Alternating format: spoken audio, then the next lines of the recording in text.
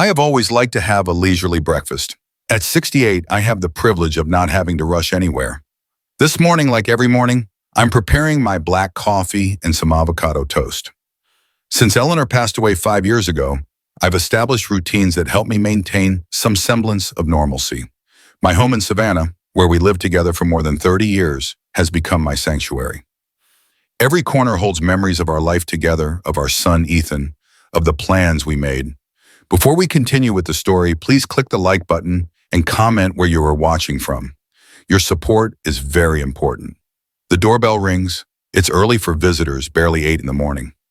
I open the door to find Robert, my next-door neighbor. "Arthur, good morning. Sorry to bother you so early, but I saw something strange yesterday and wanted to mention it." I invite him in. Robert is a serious man, retired like me. He's not one to exaggerate or spread gossip. "I saw some people taking pictures of your house yesterday afternoon. When I asked what they were doing, they said they were interested in buying it.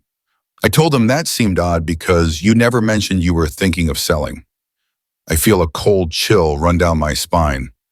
People? What kind of people? A well-dressed young couple. They were with a man who looked like a real estate agent. He had a briefcase and everything. I discreetly took a picture of them with my phone. Robert shows me the image. Sure enough, there's a couple looking at my house while a man in a suit points toward the roof. "Thanks for letting me know, Robert. I'm going to find out what's going on." As soon as my neighbor leaves, I call my son, Ethan. At 42, he's the only family I have left. He works at a tech company and 3 years ago married Jessica, a woman who has never given me a good feeling. Since she appeared, Ethan visits less, calls less, seems distant, always full of excuses. The phone rings several times before he answers. "Dad, it's early. Is something wrong?" "Good morning, son. Sorry for the hour. Do you know anything about people being interested in buying my house?" There's a long silence. Far too long. "Ethan, are you there?" "Yeah, Dad. Look, I wanted to talk to you about that in person. I was planning to stop by today." "Well, come now. I need to understand what's happening." Ethan arrives an hour later. He's alone, which surprises me. Normally, Jessica doesn't let him out of her sight for a moment. I notice he's nervous. He's constantly rubbing his hands, something he's done since he was a child, when he had to confess to some mischief. "Dad, I've been thinking a lot about you. Since Mom died, you live alone in this big house. It's too much space for one person, and the upkeep must be expensive." I look at him intently. "Get to the point, Ethan." "Jessica and I found a perfect apartment for you, smaller, in an area with more amenities, near a park where you could walk, and it's on the first floor, no stairs." "And who told you I want to move? This is my home, where I lived with your mother, where we raised you." Ethan sighs. "Dad, at your age, you have to think about practicality. This house is worth a lot of money that you could use to live more comfortably. I spoke with a real estate agent just to get an idea of the value. Without consulting you, I wanted to surprise you with concrete options. The agent says we could get almost $850,000. Imagine everything you could do with that money." I stand up slowly. "Ethan, I appreciate your concern, but I am not selling my house. I don't need a smaller apartment. I don't need to be near a park. I am perfectly fine here." End of discussion. I see a flash of frustration in his eyes. It's not the first time I've seen it. Since he married Jessica, he seems like a different person. She comes from a family with money, but one that has apparently lost everything in bad business deals. Jessica's parents, Richard and Meredith, are the kind of people who maintain appearances at all costs. "Dad, at least think about it. You can't cling to material things. Mom is gone, and this house holds too many sad memories. To me, they are precious memories, not sad ones. And no, I'm not going to think about it. My decision is final." Ethan leaves, visibly upset. There's something about all of this that doesn't sit right with me. I decide to call my friend Charles, a retired lawyer with whom I play poker on Thursdays. I tell him what happened. "Arthur, I don't like the sound of that. By any chance, have you checked your documents lately? Deeds, will, powers of attorney? They're in the safe deposit box at the bank. No one has access but me." "Are you sure? Ethan doesn't have a copy of the key, does he?"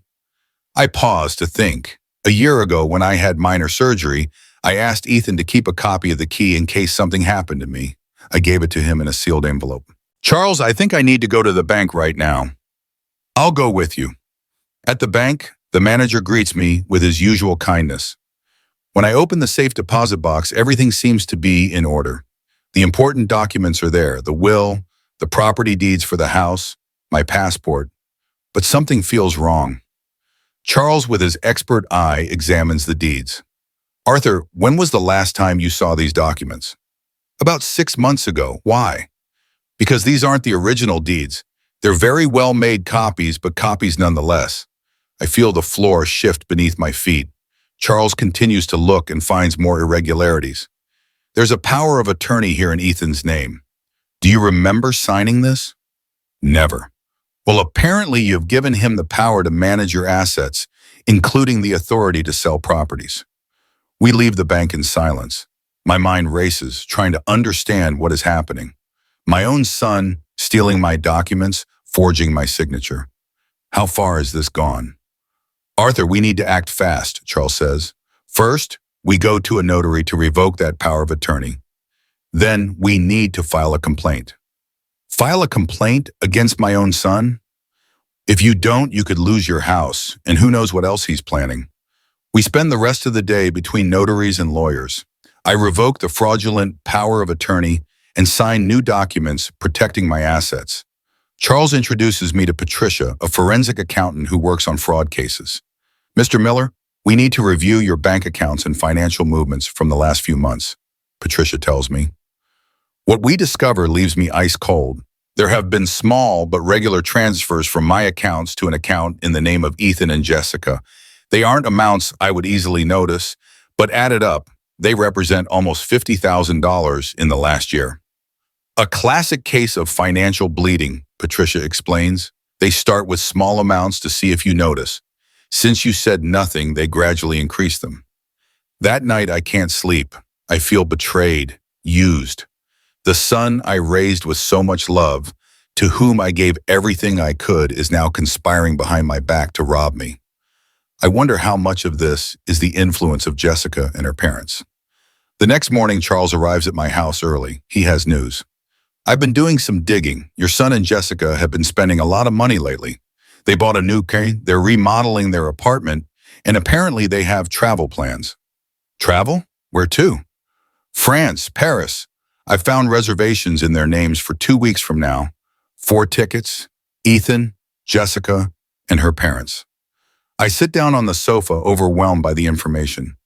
What did I do wrong, Charles? At what point did my son become this? It's not your fault, Arthur. There are people who know how to manipulate, who find weaknesses and exploit them. From what you've told me about Jessica and her family, they are experts at it. What do we do now? We've already started the legal processes to protect your assets, but I think we should let them move forward a little more with their plan. What? Why? Because if we confront them now, they could deny everything.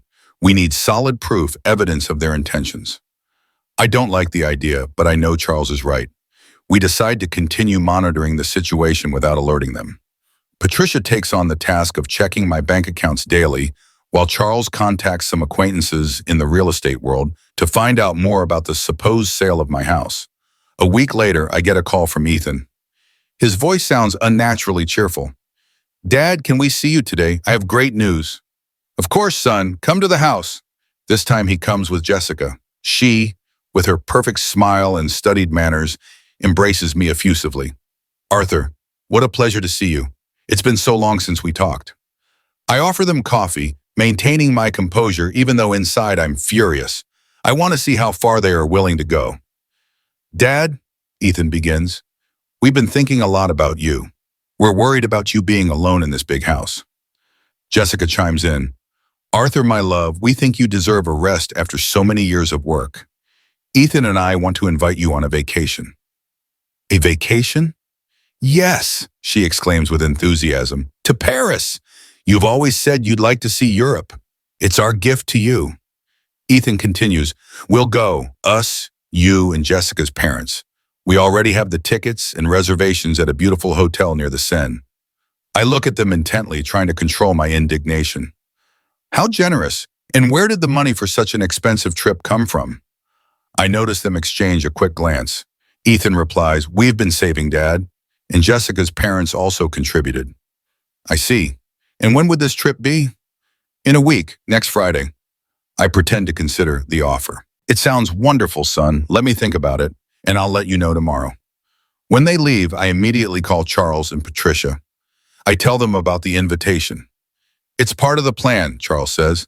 "They want you out of the country so they can sell the house without you here to stop it." Patricia nods. "And they probably plan to stay there longer than they're telling you, or even leave you there." The thought hits me like a punch to the gut. Would they be capable of abandoning me in a foreign country, without speaking the language, without resources? The answer, sadly, seems to be yes. "I have an idea," says Charles. "We're going to play along. Tell them you'll go on the trip."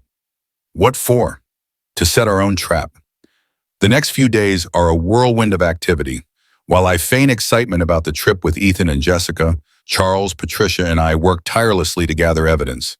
We discover that there is indeed a purchase agreement for my house with my forged signature for $820,000. The buyer is a shell company that, after tracing the money, turns out to be linked to Richard, Jessica's father. We also find more transfers from my accounts, now larger and more frequent. They've taken another $30,000 in the last few days. With all the evidence in hand, Charles helps me file a formal complaint for fraud, forgery, and elder financial abuse. We don't include Ethan in the initial complaint, only Jessica and her parents. I want to give my son one last chance to come to his senses. The night before the supposed trip, I get a call from Ethan. "Dad, I'll pick you up at 9 tomorrow to go to the airport. Do you have everything ready?" "Yes, son, everything is ready." My voice sounds calm, but my heart is shattered. "Perfect. Rest well. Tomorrow our great adventure begins." I hang up the phone and look at Charles and Patricia, who have been with me these past few days, supporting me unconditionally. "Tomorrow is the day," Charles says. "Are you sure you want to go through with the plan?" I nod slowly. My son made his decision. Now I'm making mine. That night, sitting on my porch, I gaze at the stars and think of Eleanor. What would she say about all this? I can almost hear her voice telling me to be strong, but also just. That love doesn't mean allowing abuse. That sometimes the truest lesson of love is setting boundaries. Tomorrow, I will face the most painful betrayal of my life, but I will do it with dignity, with my head held high, and above all, I will do it with justice. Because no one, not even my own son, has the right to rob me not only of my house and my money, but also of my dignity. At 7 a.m., I'm already awake. I haven't slept well, but adrenaline keeps me alert. I prepare my coffee as I do every morning, trying to maintain an appearance of normalcy while mentally reviewing every step of the plan we've laid out. Charles arrives at 8, followed by Patricia. They both look at me with concern. "Are you sure about this, Arthur?" asks Charles. "Completely sure. My son has chosen his path. Now I choose mine." Patricia checks her tablet. "We have everything ready. The complaint has been filed, but is sealed. The judge is aware of the situation and has authorized the precautionary measures we requested." "And the accounts?" I ask. "As soon as you give the signal, we'll activate the freeze. They won't be able to access the funds once they're out of the country." The doorbell rings. Charles and Patricia discreetly retreat to the guest room. I open the door and there's Ethan, smiling with a small suitcase. "Good morning, Dad. Ready for the great adventure?" I look at him closely, searching his eyes for any glimmer of remorse, any sign of the son I raised. I find nothing. "Ready, son? Just let me get my bag." I return with a small suitcase I packed to maintain the charade. Ethan takes it and carries it to the car where Jessica is waiting. "Arthur, how exciting! Paris awaits us," she exclaims with her artificial enthusiasm. I get into the back seat. During the drive to the airport, Jessica talks nonstop about the places we'll visit, the restaurants, the shops. Ethan drives in silence, occasionally glancing at me in the rearview mirror. "By the way, Dad," Ethan says, "I brought the documents for your travel insurance. I need you to sign here." He hands me a folder. I open it and find several documents. I pretend to read them while actually looking for what Charles warned me about, a hidden authorization among the insurance papers. Sure enough, there it is, a document that would grant Ethan power of attorney to manage my assets during my absence. The forged signature on the house sale contract was just the beginning. Now they want my genuine signature to validate the entire fraud. Son, I forgot my reading glasses. Can you read it to me? Ethan gets nervous. It's nothing important, Dad. Just the standard insurance for the trip. I insist. If I'm going to sign something, I want to know what it is. Jessica quickly intervenes. Arthur, we'll be late for the airport. You can sign it there calmly. I nod, pretending to give in. We arrive at the airport and meet up with Jessica's parents. Richard, a burly man in an expensive but outdated suit, and Meredith, thin and wearing excessive jewelry, greet me effusively. Arthur, great to see you, Richard exclaims. This trip will be unforgettable. They have no idea how true that statement is. Ethan mentioned the travel insurance. Do you have the papers for me to sign now? I ask innocently. I notice them exchange glances. Ethan takes out the folder again. Sure, Dad, here they are. I take the documents and a pen. Let me just read them first. Dad, I already told you it's just standard insurance. Ethan insists, his voice betraying his nervousness. I begin to read aloud, specifically the part about the hidden power of attorney.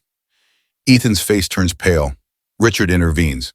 Arthur, it's just a formality.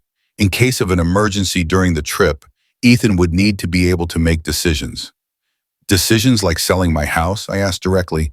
The silence that follows is deafening. The four of them stare at me, stunned. I don't know what you're talking about, Ethan finally says, but his voice trembles.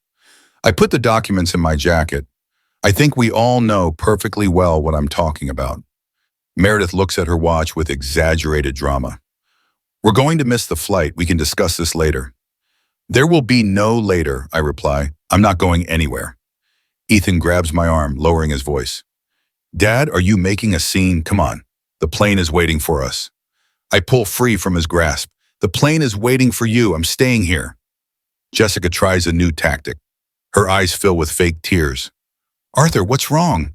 We planned this trip with so much love for you. Stop the theatrics, Jessica. I know everything. I know about the forged documents. I know about the money transfers. I know about the sale of my house. Their faces transform. The facade of kindness vanishes, revealing what they truly are.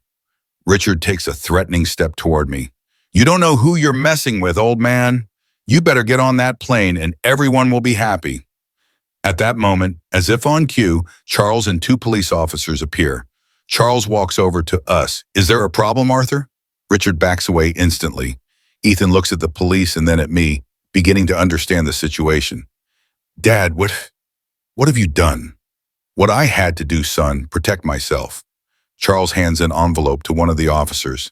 Here is the complaint for fraud, forgery, and elder financial abuse, and the evidence that supports it.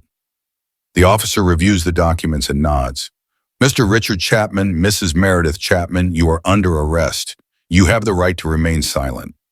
As the officers read her parents their rights, Jessica goes to Ethan and whispers something to him. He nods and they both step away slightly. Dad, this is a misunderstanding, Ethan says, approaching me again. Let me explain. There's nothing to explain. The evidence speaks for itself. Please tell them to release Richard and Meredith. We can solve this as a family. There's no family left to solve, Ethan. You destroyed it. I see pain in his eyes, but I don't know if it's genuine or just fear of the consequences. Jessica approaches, her attitude completely changed. Arthur, be reasonable. No one was going to get hurt. We just wanted a new beginning. At the cost of my house, of my life savings. Jessica lowers her voice, her tone now threatening. Think carefully. If you go through with this, Ethan will go down too. Do you really want to see your only son in prison? I look her straight in the eye. This woman has manipulated my son, turned him into someone I don't recognize. But she's right about one thing. I don't want to see Ethan in prison. Charles, I call to my friend, explain the situation to them. Charles approaches with his briefcase. His imposing presence makes Jessica take a step back. The current complaint only includes Mr. and Mrs. Chapman.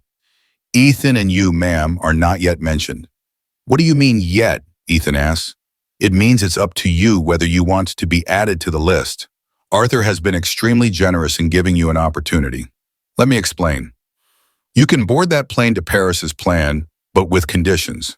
First, Ethan must sign a document acknowledging the fraud and renouncing any claim to my house or assets. Second, you must return every last penny you've stolen. Third, when you arrive in Paris, you will find that your credit cards do not work. What? How is that possible? Exclaims Jessica. Patricia, who had remained in the background, steps forward. An international alert has been issued for possible bank fraud. All your accounts are frozen. Jessica looks at Ethan, panic in her eyes. What are we going to do? We don't have any money. You will be able to access a small daily amount for basic subsistence, Patricia explains. Enough for food and modest lodging while the investigation is resolved. Ethan looks at me, finally understanding the magnitude of the situation. Dad, please don't do this to us. I didn't do anything, Ethan. You did all of this to yourselves. Charles takes out a document.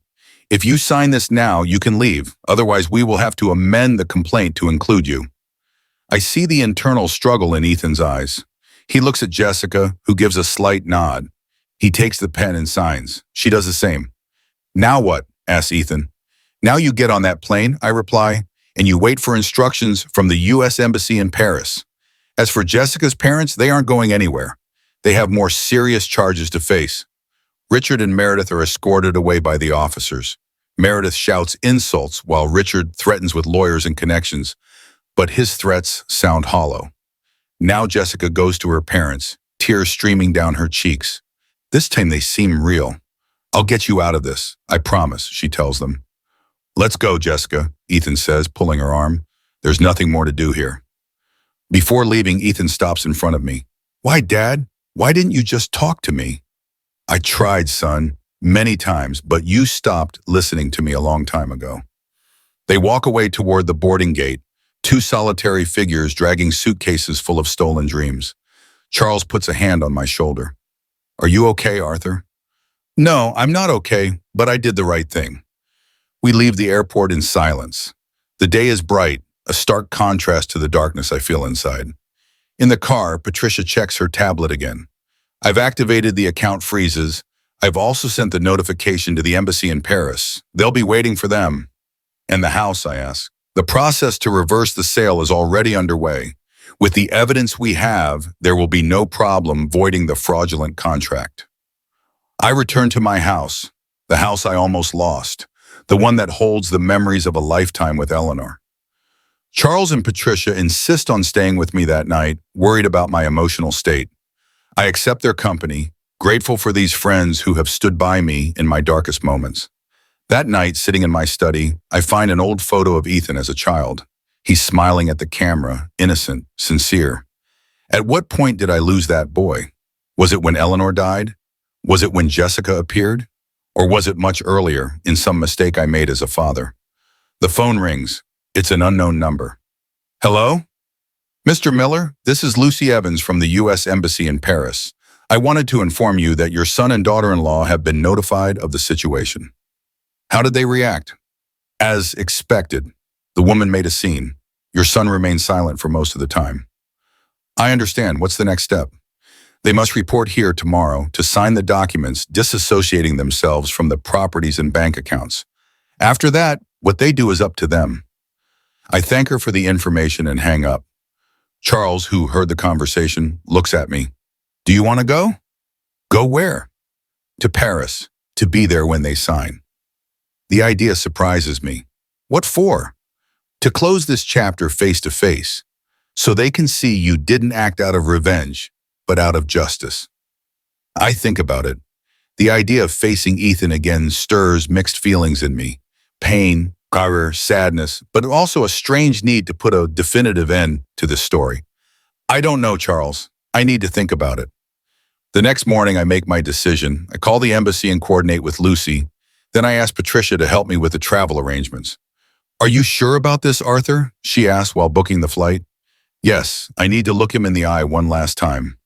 Within 48 hours, I'm on a flight to Paris with Charles. It's my first time in Europe, but I don't feel the excitement I should. I'm not coming as a tourist, but as a witness to my own family tragedy. We stay in a simple hotel near the embassy. On the morning of the appointment, I dress carefully. I want to project dignity, not weakness. Charles and I have a quiet breakfast before heading to the embassy. Lucy greets us at the entrance. She is a young, professional-looking woman. She leads us to a meeting room where two lawyers are already waiting. Your son and daughter-in-law will arrive in 20 minutes, she informs us. Would you like to wait for them here, or would you prefer they not see you until the signing? I'd prefer it to be a surprise, I respond. We are taken to an adjoining room where we can see through a one-way mirror. Ethan and Jessica arrive on time. He looks gaunt, with deep, dark circles under his eyes and wrinkled clothes. She maintains a better appearance, but her usual confidence seems diminished. Lucy explains the procedure to them. They must sign several documents waiving any rights to my house and my assets. They must also commit to returning all the stolen money. And then what? Asks Ethan. Will our account stay frozen? Once the documents are signed, a limited monthly amount will be released. The rest will remain withheld until the repayment of the stolen funds is complete. Jessica looks indignant. How are we supposed to live like this? You should have thought of that before you committed fraud, Lucy replies with cool professionalism. Ethan takes the documents and begins to sign without even reading them. Jessica hesitates but finally does the same. Is that all? Ethan asks when they're finished. Almost, Lucy replies. There is a witness who wants to be present. Ethan looks up confused. That's when I walk into the room followed by Charles. The shock on their faces is indescribable. Dad, Ethan murmurs, turning pale. Jessica is speechless for the first time since I've known her. I sit down across from them, looking them directly in the eye. There's no anger in my gaze, only sadness and determination. I wanted to be here, I say simply, so you would see that this isn't a game, not an empty threat. This is the consequence of your actions. Ethan tries to speak, but the words seem to get stuck in his throat. Jessica keeps her gaze lowered, unusually silent. I didn't come to Paris to humiliate you or to gloat in your misfortune. I came to give you something. I take a thick envelope from my briefcase, place it on the table, and push it toward Ethan. What's this, he asks, not daring to open it. Open it! With trembling hands, Ethan opens the envelope. Inside are photographs, many photographs, of him as a child with Eleanor and me, at his graduation, at past Christmases, happy moments of a family that no longer exists. And at the bottom, a brief letter written in my imperfect handwriting. Ethan reads it in silence, tears beginning to stream down his cheeks. Jessica tries to read over his shoulder, but he pulls the letter away. Then I say softly, I didn't take anything from you. I just stopped what you were taking from me. We look at each other in silence, father and son, separated by a table and by an abyss of betrayal that seems impossible to cross. And in that moment, I understand that my true victory was not the elaborate plan, not the frozen accounts, not the police report. My true victory is this: being here with my dignity intact, showing him that the money was never the important thing. The important thing was the trust, the family, the love, everything he chose to throw away. The silence in the embassy room is dense, almost palpable. Ethan continues to stare at the photographs with trembling hands. Jessica has stopped trying to see the letter and now watches me with a mixture of anger and fear. How did you get here? Ethan finally asks. I took a plane just like you, I reply calmly. The difference is I paid for my ticket with honestly earned money. Jessica stands up abruptly. This is ridiculous. You can't keep us like this, trapped in a foreign country with almost no resources. I'm not keeping you trapped. You're free to return to the United States whenever you want. To face charges, she spits. Charles intervenes. The charges are only against the lady's parents for now. You two signed a restitution agreement, which, if you comply with it, will keep you out of the criminal proceedings. Ethan looks up from the photographs, his eyes red. What happened to Richard and Meredith? They are in custody I reply. The judge denied bail due to flight risk. Jessica slams her hands on the table. They're my parents. You can't do this to them. I didn't do anything to them. They did this to themselves when they decided to rob me. Lucy, the embassy representative, clears her throat. The documents are signed and in order. From now on, you will have access to a monthly allowance of $1,000 until the debt is settled. $1,000? Jessica nearly screams. That's nothing in Paris. It doesn't even cover rent for a decent apartment. You don't have to stay in Paris, Charles says. You can return to the States and find work. Ethan quietly puts the photographs back in the envelope but keeps the letter in his hand. Can I talk to you in private, Dad? I look at Charles, who gives a slight nod. All right. Lucy leads us to a smaller room and leaves us alone. Ethan sits across from me, the crumpled letter between his fingers. Why did you do it this way, he asks. Why didn't you just talk to me directly? I tried, Ethan. The day you came to talk about selling the house, I told you clearly I wasn't interested. But you had already forged documents. You were already taking money from my accounts. What was there to talk about? He looks down. Things aren't how you think. No, then enlighten me. Jessica, he starts, then stops. Her parents have serious financial problems. Debts to dangerous people. They told us they needed the money to save everyone, including Jessica. And that justifies robbing me? No, it doesn't justify it. But I was scared. Richard showed me pictures of people who had been beaten. He told me that's how we would end up if we didn't get the money. I look at him intently, searching for the truth in his eyes. He seems sincere, but he also seemed sincere when he invited me on the supposed family trip. Why didn't you ask for help? Why didn't you trust me? Richard said I shouldn't involve anyone else, that it would be worse. He pauses. And he also said things about you, that you were selfish, that you had all this money saved up while they were desperate. And you believed him? Ethan is quiet for a moment. Not at first, but Jessica was crying every day, terrified for her parents. And they kept insisting you would never help, that you only cared about your money and your house. The house you grew up in, the money that was supposed to be your inheritance someday. I know, he murmurs. I messed everything up. We sit in silence for a few minutes. Part of me wants to believe his explanation, to think my son was manipulated, pressured. But another part remembers his coldness, his determination in executing the plan. That letter you wrote, Ethan says finally, holding up the crumpled paper. You said you didn't take anything from me. You just stopped what I was taking from you. But you did take something from me, Dad. You took away your trust. You destroyed it first. I know, and I don't know how to get it back. I sigh deeply. I don't know either, son. We return to the main room where Jessica is speaking heatedly with Lucy.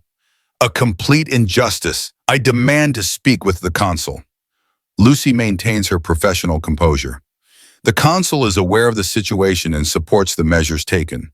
They are a consequence of illegal actions that are well documented. Jessica sees me enter and changes her strategy. Arthur, please think of your son, your only son. Do you really want to leave us like this, in a foreign country? You're not abandoned. You have enough to subsist while you find work. Work? We don't speak French. How are we supposed to work here? There are many options for English speakers, Lucy intervenes. The embassy can provide guidance. Ethan takes Jessica's hand. Enough, Jess. Let's just accept the consequences. The look she gives him is filled with resentment. Are you just going to give up like this after everything we did to get here? It's precisely because of what we did that we're in this situation, Ethan responds with a firmness that surprises me. I prepare to deceive.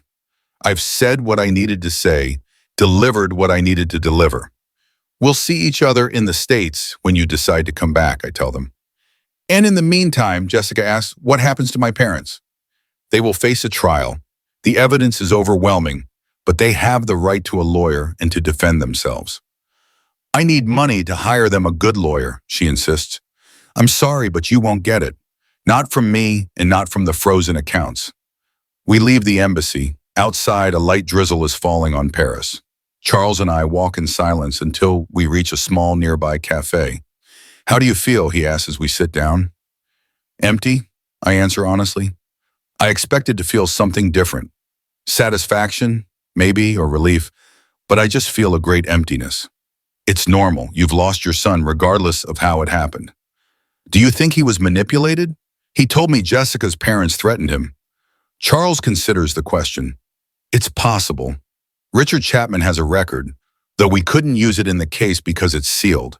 But it's also possible that Ethan is just looking for excuses. I nod slowly. You know what the saddest part is? A part of me wants to believe him. It wants to think my son wouldn't be capable of betraying me of his own free will. Time will tell, Arthur. His actions from now on will show who he really is. We return to Savannah the next day. The flight is long and silent. I think about Ethan and Jessica, about what they're facing now. Part of me wonders if I was too harsh. Another part knows I did the right thing. When I get home, everything seems strangely normal. The same walls, the same furniture, the same photographs on the shelves. But something has fundamentally changed. The home I built with Eleanor, which we filled with love and memories, is now stained by betrayal. The following days are a mix of legal procedures, meetings with lawyers, and moments of deep introspection. Patricia regularly informs me about the status of the accounts and the progress in reversing the fraudulent sale of the house. The judge has issued a preliminary ruling in your favor, she tells me one afternoon as we review documents in my study. The sale is provisionally annulled pending the final resolution of the case, and Richard and Meredith remain in custody. The DA's office has found more instances of fraud in their history. Apparently, this isn't the first time they have done something like this. Have you heard anything from Ethan and Jessica? Patricia hesitates for a moment. Ethan called the office this morning. He asked for you. What did he want? To talk to you. He says he has important information about his in-laws' shady dealings. I consider this. Is Ethan trying to redeem himself, or is this just another manipulation? Did you give him my number? No, not without your authorization. I appreciate your discretion. Tell him he can send me the information in writing through the embassy. 2 weeks later, I receive a thick envelope sent from Paris.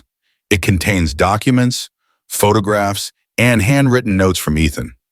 They show a network of fraudulent businesses operated by Richard Chapman for years. Real estate scams, predatory loans, even connections to money laundering. Charles reviews the documents with me. This is pure dynamite, Arthur. With this, the Chapmans won't be getting out of prison for many years. Why do you think Ethan sent this to me? He might be trying to distance himself from them, or he might genuinely want to do the right thing, even if it's late. I turn the information over to the authorities. The case against Richard and Meredith strengthens considerably. Ethan is called to testify via video conference from the embassy in Paris. According to Charles, who attends the hearing, Ethan testifies in detail about how his in-laws planned and executed multiple frauds, including the attempted theft of my house. He stated clearly that they pressured and threatened him, Charles informs me afterward, but he also admitted his own fault and responsibility. And Jessica? She didn't testify. Apparently, she has distanced herself from Ethan ever since he turned over the information against her parents. A month after our confrontation in Paris, I receive a call from an unknown number. Dad? Ethan's voice sounds different, more tired, more humble. Ethan, how are you? Surviving, Jessica left me. She said she would never forgive me for betraying her parents. I'm sorry. Don't be. I had to choose between continuing the lie or doing the right thing. For the first time in a long time, I think I chose well. We talk for almost an hour. He tells me how he's found a small job teaching English to French executives, how he's living in a tiny room in a neighborhood far from the city center, how every day is a struggle to rebuild from scratch. When do you plan to come back to the States? I ask. I don't know. I'm scared, Dad. Scared of facing the consequences. Scared of running into Jessica or her friends. Scared of looking you in the eye after what I did. Fear has never solved anything. I know, he sighs. Would you see me if I came back? The question takes me by surprise. Would I see him? Could I really forgive him? Not in my house, I finally respond, but we could meet, talk. The rest will depend on your actions, not your words. The final hearing against Richard and Meredith is held 3 months after the confrontation in Paris. They are sentenced to 8 years in prison for fraud, forgery, and elder financial abuse. Additionally, they must pay substantial restitution. Jessica does not attend the trial. According to the reports I receive, she has returned to the U.S. but is living with an aunt and uncle in Denver, far from Savannah. She has not tried to contact me or Charles. Ethan remains in Paris. We talk on the phone occasionally. His conversations are different now, more honest, more reflective. He tells me about his work, which has been improving, about his plans to formally study French, about how much he has learned about himself in these months of solitude. I never asked you what the letter said, I say one day. Which letter? The one I gave you in Paris with the photographs. Oh, that letter. He pauses. I read it almost every day. It says, I didn't take anything from you. I just stopped what you were stealing from me. Money can be recovered, trust cannot. But a father's love, though wounded, remains. It's up to you now to decide what to do with that last inheritance you couldn't sell. Hearing him repeat my words moves me.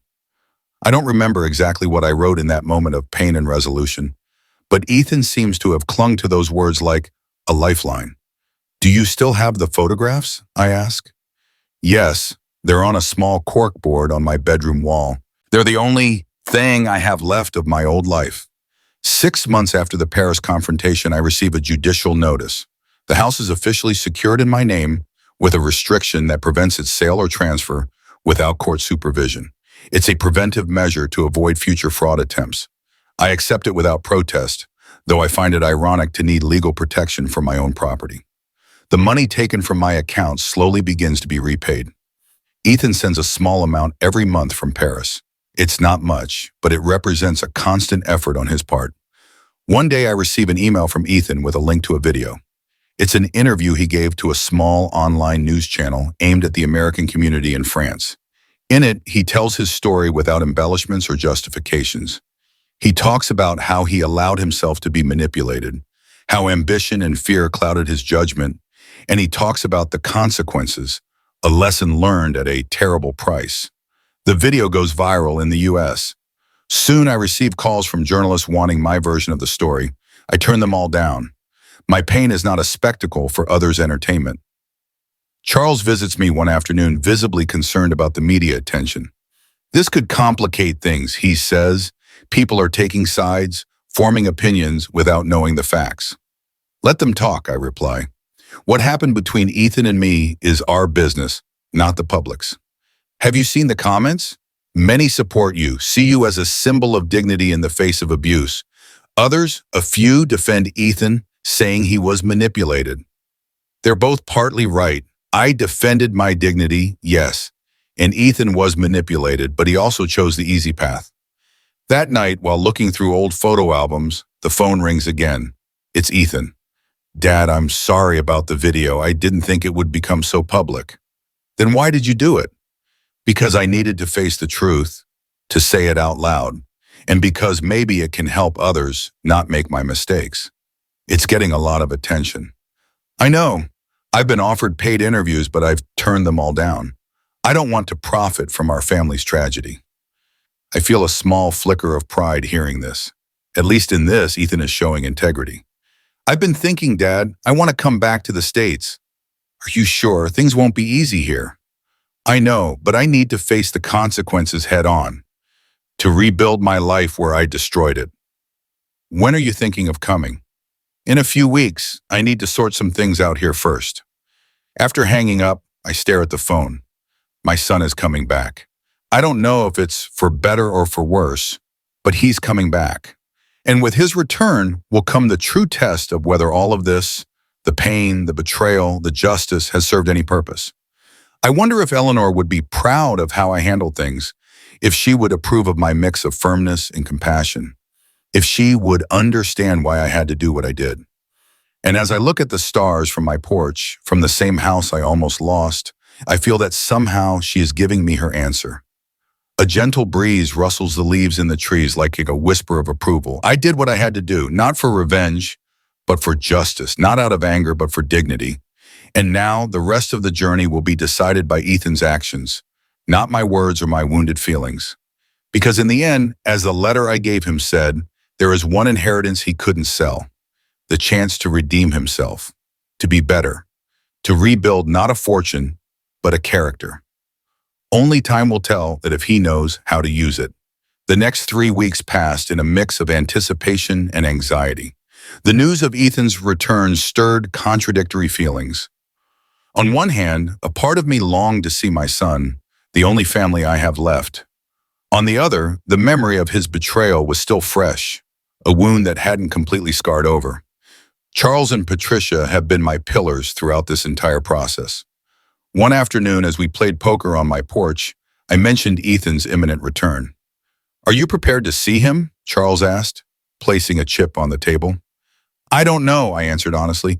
"It's one thing to talk on the phone, another thing entirely to have him in front of me." Patricia looked at me with understanding. "It's normal to feel apprehensive. A lot has happened between you." "What worries me is that it's all an act," I confessed, "that this repentance is just another manipulation." "Time will tell," Charles said. "Words can deceive, but actions eventually reveal the truth." 2 days before Ethan's arrival, I received an unexpected call. It was Lucy from the U.S. Embassy in Paris. "Mr. Miller, excuse the intrusion. I wanted to inform you of something regarding your son before he returns to the States." "Did something happen?" "On the contrary, during these past months, your son has been collaborating with us in an extraordinary way. Not only did he provide information on his in-laws' fraudulent businesses, but he has also been helping other Americans in difficult situations here in Paris." "Helping in what way?" "As a volunteer translator in the consular section mainly. He also organized a small support group for fellow citizens in precarious situations, people who have been scammed, abandoned, or are simply lost in a foreign country." The news surprised me. This behavior didn't align with the Ethan who tried to rob me. I wondered if it was possible he had truly changed, or if this was part of a more elaborate strategy to ingratiate himself with me. "I just wanted you to know," Lucy continued, "your son has shown a genuine commitment to repairing the damage he caused, not just to you, but to the community." I thanked her for the information and hung up, deep in thought. Was such a complete redemption possible in such a short time? Or had the supportive, honest Ethan always been there, temporarily clouded by the influence of Jessica and her parents? The day of his arrival dawned sunny. I didn't go to the airport to meet him. We agreed to meet at a neutral coffee shop, a middle ground that didn't carry the emotional weight of my house or the formality of an office. I arrived early and chose a table in the back where I could see the entrance. I ordered a black coffee and waited, my nerves on edge. At 11 o'clock sharp, I saw him walk in. He had lost weight. His face, once round and youthful despite his 40-something years, now showed more defined lines. He wore a simple shirt and jeans, a far cry from the expensive suits he used to wear since marrying Jessica. He searched for me with his eyes, and when he found me, I saw a momentary hesitation in his step. He approached slowly and stopped in front of my table. "Hi, Dad." "Ethan," I responded with a nod. "Please, sit down." He sat across from me. For a moment, neither of us knew what to say. The waiter came over, and Ethan ordered a latte. "How was the flight?" I asked, resorting to the most harmless small talk possible. "Long. I slept most of the way." He paused. "I haven't been sleeping well lately." "Lucy called me." Ethan looked up, surprised. "Lucy from the embassy. She told me about your volunteer work there." I saw a faint blush on his cheeks. It wasn't anything extraordinary. I was just trying to be useful while I figured out what to do with my life. "And have you figured it out?" Ethan took a sip of his freshly arrived coffee before answering. "I have some ideas. I want to continue teaching English. I realized I enjoy that, and maybe study law." "Law? You never showed an interest in that." "Things change. I want to help people who, like you, are vulnerable to fraud and abuse." I looked at him closely, searching for signs of deception. I found none. His eyes, once evasive, now held my gaze with a calmness I hadn't seen in him before. "Ethan, I'll be direct. Why did you really come back? In Paris, you were rebuilding your life, away from all this." He sighed deeply. "I came back because running away was never the solution. Because I needed to face you, face what I did, and accept the full consequences of my actions." He paused. "And because, despite everything, you are my father, the only family I have left. Have you seen Jessica since you got back?" He shook his head. No, and I have no intention of looking for her. That relationship was built on a false foundation from the start. She left me as soon as I was no longer useful to her plans. We talked for almost 2 hours. Ethan told me more details about his life in Paris, how he survived on the little he had, how the volunteer work began as a way to distract himself and ended up becoming something meaningful to him. He told me about the breakup with Jessica, the initial pain, and then the relief of freeing himself from a toxic relationship, about how he gradually began to see clearly how he had been manipulated, without that excusing his own decisions. The responsibility was always mine, he said with firmness. I could have said no at any point. I could have asked you for help, but I chose the easy path, the dishonest path. Why didn't you? Why didn't you ask me for help? He seemed thoughtful for a moment. I think it was pride, partly. I didn't want to admit I had made a mistake by marrying Jessica, by getting involved with her family. And also, he hesitated, there was resentment. Resentment toward me? He nodded slowly. After Mom died, you closed yourself off in your grief. I missed her too. Oh, Dad, I was hurting too. But I felt like I had to be strong, that I couldn't show it because you were so devastated. His words hit me. It was true that after Eleanor's death, I sank into a deep depression. I never thought about how that affected Ethan. I'm sorry, I said sincerely. It was never my intention to exclude you from my grief or ignore yours. I know that now, but at that moment, I felt like you had emotionally abandoned me. That's when I met Jessica. She and her parents gave me the attention I felt I was missing. I nodded, understanding for the first time the complexity of what had happened. It didn't justify his actions, but it at least contextualized them in a way I hadn't considered before. Where are you staying? I asked. At a small hotel downtown. It's temporary until I find an affordable apartment. We parted with an awkward handshake. I wasn't ready for more, and Ethan seemed to understand. We agreed to see each other next week. Over the following days, I consulted with Charles about Ethan's legal situation.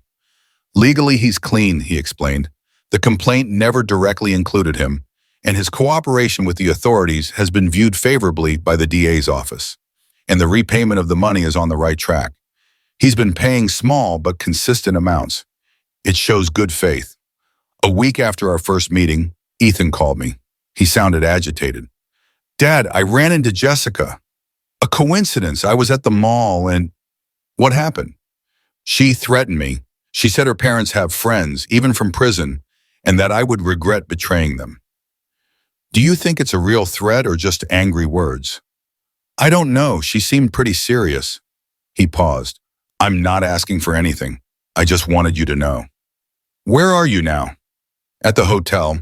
I'm going to talk to the police tomorrow as a precaution. Come to the house, I said impulsively. What? Come home. You'll be safer here. There was a long silence on the other end of the line. Dad, you don't have to do this. It's not out of obligation. It's the right thing to do. That night, Ethan arrived with a small suitcase. I met him at the door and showed him to the guest room. It wasn't his old room, which remains untouched since he moved out years ago. It's a neutral space, a new beginning. The first few days were awkward. We moved around the house like polite strangers, asking permission to use the kitchen, speaking little, avoiding difficult topics. But gradually a new routine emerged. We had breakfast together. Ethan would go out to look for work or study at the library. I continued with my usual activities, my poker games with Charles, my walks in the park. One afternoon while I was preparing dinner, Ethan came into the kitchen with a serious expression.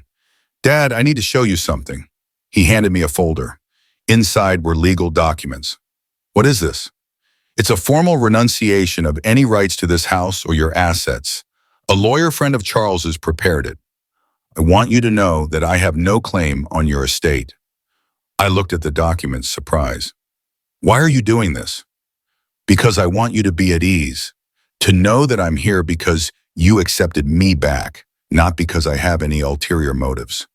This gesture moved me deeply. I didn't need these papers. Ethan's actions these past months spoke for themselves, but I understood what it meant to him, a symbolic act of repair, of acknowledging the damage caused. I appreciate the gesture, I said, handing the folder back without signing. But it's not necessary. Please, Dad, for my peace of mind, too. I nodded and signed. We each kept a copy. 2 weeks later, Ethan got a job at a language academy.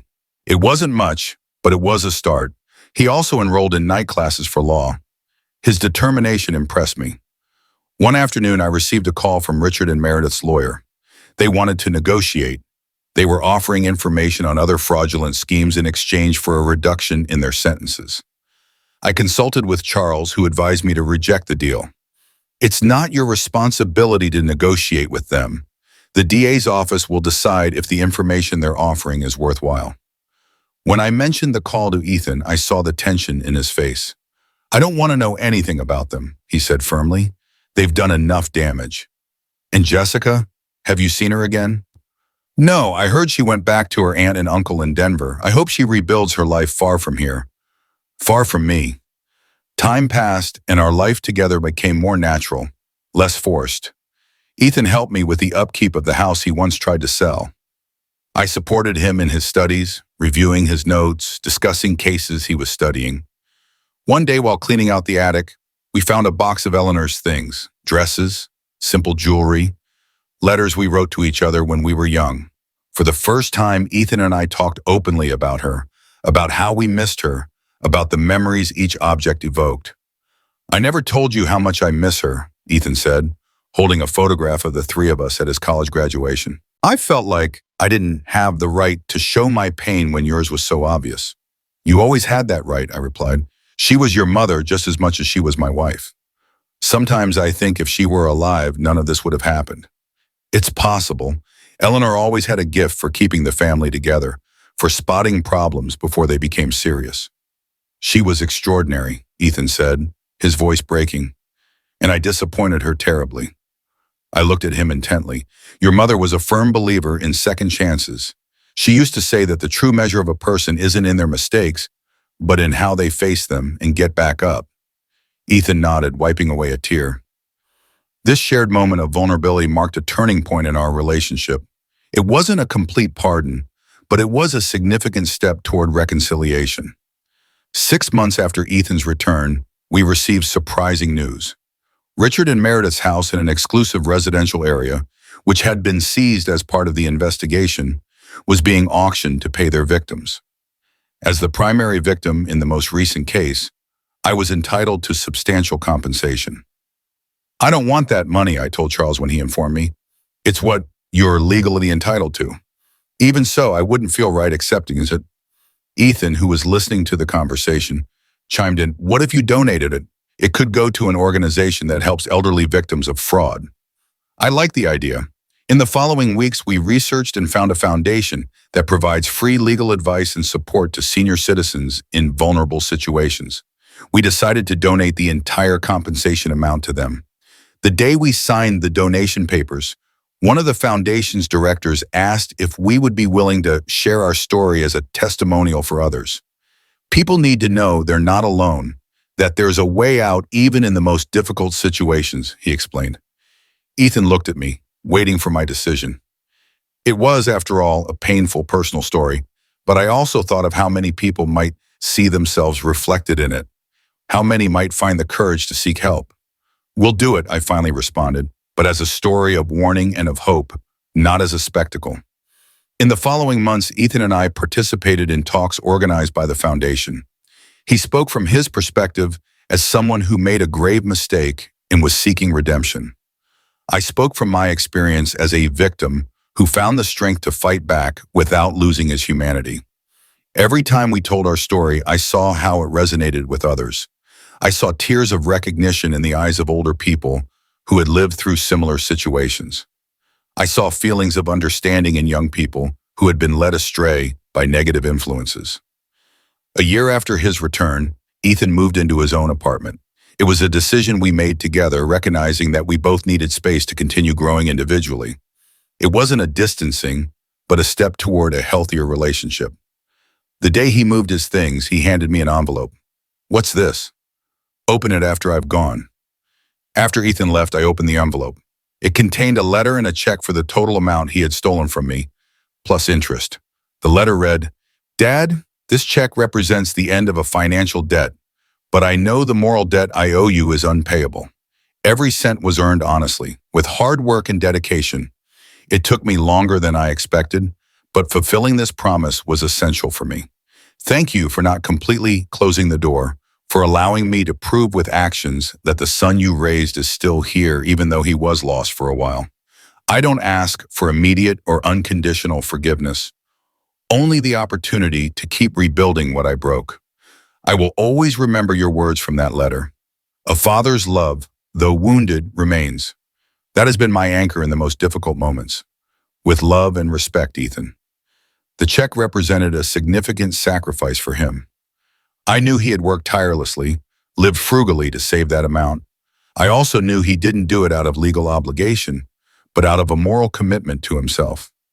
That night, as I gazed at the stars from my porch, I thought about the long road we had traveled, the betrayal that almost destroyed our family, the pain we both felt, and the slow, difficult, but real rebuilding we had achieved.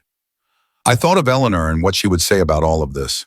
I could almost hear her voice telling me that the true value of a family isn't in its perfection, but in its ability to heal wounds, to learn from mistakes, to rise from the ashes. My revenge, which was never really revenge but justice, had served its purpose. It wasn't to destroy my son, but to awaken his conscience. It wasn't to punish him forever, but to show him that actions have consequences. And in that process, we both learned valuable lessons. I learned that strength is not at odds with compassion, that defending my rights doesn't mean hardening my heart. Ethan learned that the easy path eventually becomes the hardest, that true wealth lies not in material things, but in integrity. The next day, I visited Ethan at his new apartment. It was a simple but cozy place, a reflection of his new life. I handed him an envelope. "What's this?" he asked, confused. "Open it." Inside was his check, torn into pieces, along with a note from me. "The debt is paid, not with this money, but with your actions, with your effort to change. Use this to build your future. It's my gift for your new beginning." Ethan looked at me, his eyes shining with unshed tears. "Thank you, Dad." We embraced for the first time since it all began. A cautious hug at first, then firmer, more genuine. It's not a fairy tale happy ending. There are wounds that will never fully heal, trust that must continue to be rebuilt day by day. But it is a new beginning, and sometimes that's enough. If my story moved you, don't forget to subscribe to Whispers of Experience and turn on notifications for more life stories that will make you think. Your support is what allows me to continue sharing these experiences that many prefer to keep silent.